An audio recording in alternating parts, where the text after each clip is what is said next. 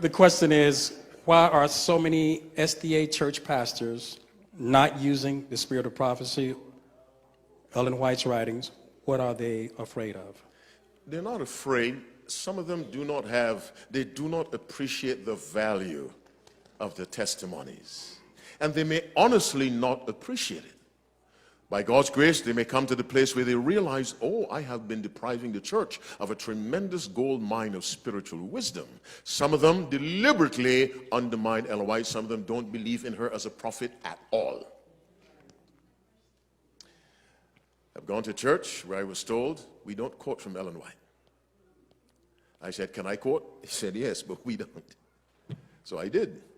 I was in a certain field in a certain part of the world. And a pastor in that conference told me that the local conference circulated a letter requesting that ministers sign to say, I will not quote Ellen White from the pulpit.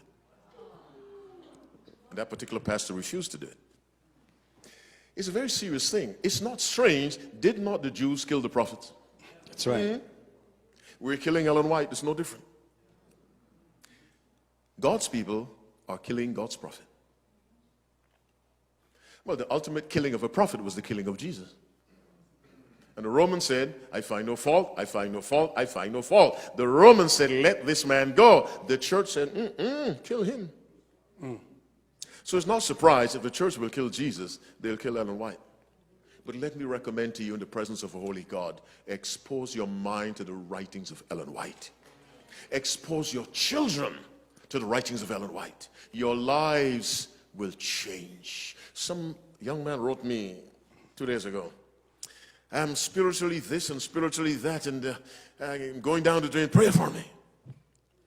Many times people don't need prayer, they just need to make a decision. I told him, read Steps to Christ, chapter 5. He wrote me the next day, he said, I had never seen it. I've read the book before. I had never seen it that way. Immediately there was a change. I told him to follow up with chapter 6. He read it. He wrote back, I want to thank you.